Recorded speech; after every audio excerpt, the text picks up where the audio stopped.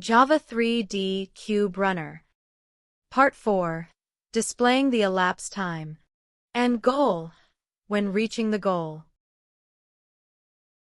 This video explains how to display the elapsed time, and how to stop displaying the time, display the message goal, and stop the moving cube perfectly right before the edge, when the cube reaches the goal.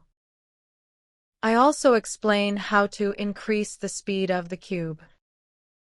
Additionally, at the end of this video, I will explain a bug that has been found in my program, why that happened, and how I could solve the defect with the help of AI. Source code explanation. Source code links in description. Feel free to use the source code to make your own Java 3D program. I reused the source code described in the previous video. Java 3D Cube Runner Part 3, displaying Game Over upon cube fall or collision. Displaying the elapsed time. 1. Make this variable global so that it is accessible from the moving color cube class. Add this line. 2. Remove or comment out this line. 3. Needed to use the simple date format class easily. Add this line. 4. Create a simple date format object to format the elapsed time. Add this line. 5. Make these variables global, which are used to calculate the elapsed time. Used to execute a block of code exactly once. Add these lines. 6. Return the time in milliseconds when this line is executed. Add these lines. 7. Return the time in milliseconds when this line is executed. There is a delay between the time when this line is executed and that when this line is executed. This line is executed only once. Calculate the delay between when the program starts and when the elapsed time is initially rendered at 0000. Calculate the time elapsed since the initial render. Current minus start minus delay. Convert elapsed into a MMSS string. If a collision has not yet occurred, that is, just before a collision occurs, this block is executed. Set street in the text 2D object. Without this if statement, the message would be displayed in a disorganized manner like this. Since there was no other choice, I added an if statement. But why? I just don't get it. In the collision detector class, if a collision occurs, this block is executed, and the message game over should be displayed. Here, C-cube, a moving color cube object, is disabled instantly. Why is the elapsed time displayed? I asked AI mode about that, and this is the response. Without this condition, the elapsed time will overwrite game. Since the behavior, C-cube, doesn't stop instantly, we must prevent it from overwriting in this frame. The behavior stops in the next frame. AI advised me that it was easiest to understand by visualizing two painters as an analogy. Think of them as two dynamic painters. On collision, painter collision detector quickly paints game over. But painter moving color cube says, I'll keep painting until this frame ends, and overpaints it with the latest time. So we use this if condition to block the timer on collision. Add these lines. Increasing the speed of the cube. 8. Set the initial speed of the cube. Add this line. 9. The cube faces this direction.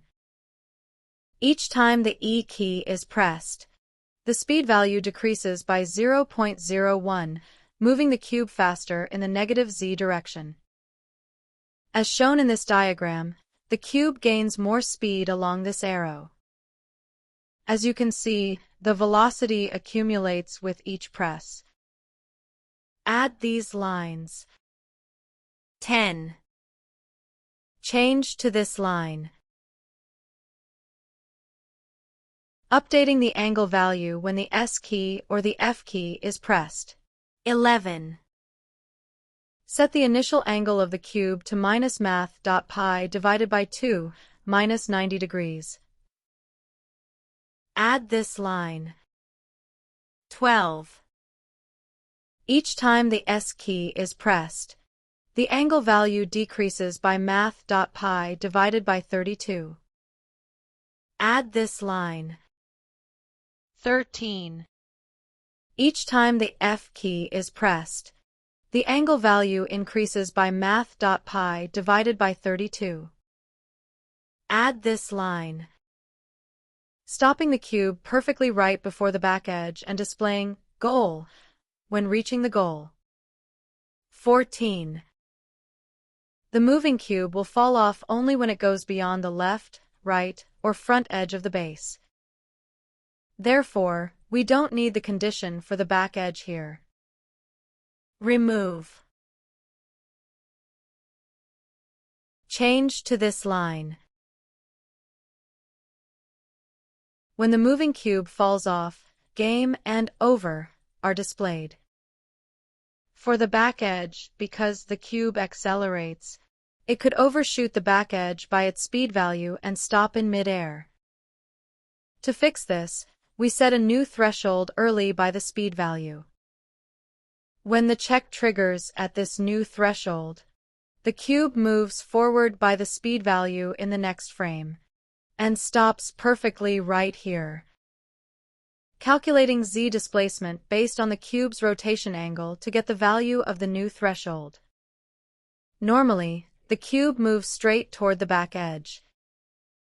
But if we change its angle, the z displacement becomes smaller. To handle this, we adjust the movement using speed multiplied by math.sine angle. Imagine a unit circle with a radius of 1. If the speed is 1, the displacement is exactly math.sine angle. If the speed changes, we simply multiply it, giving us speed multiplied by math.sine angle. 15.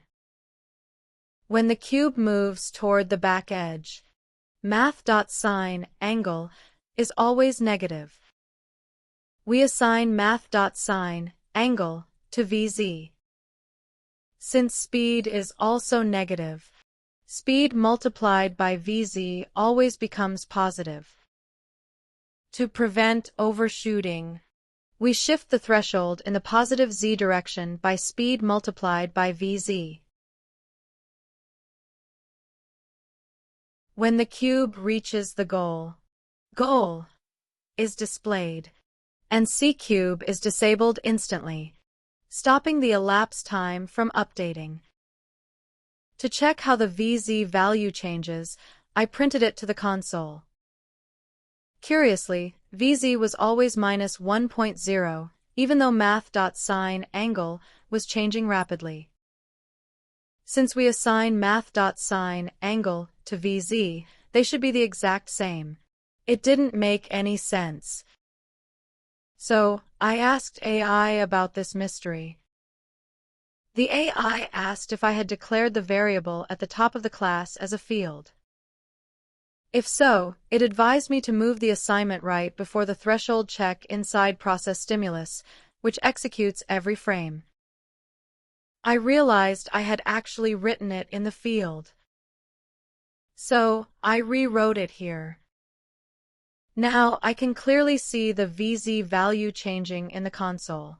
The AI explained the cause like this. In object-oriented languages like Java, an assignment statement copies the value only once at the exact moment the line is executed. It never updates unless it is recalculated and overwritten. Think of it like this. The value is calculated using the initial angle, written on a piece of paper, and hidden away in your pocket. Even if the angle changes later, that paper in your pocket never automatically changes. On the other hand, math.sine angle performs real-time monitoring. It fetches the latest angle every time the S or F key condition is evaluated. Add these lines.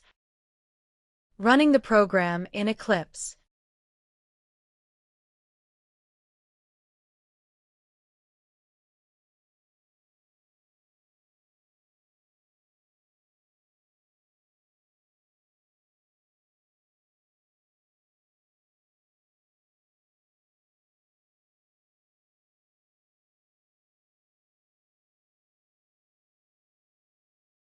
The cube stopped perfectly right before the edge.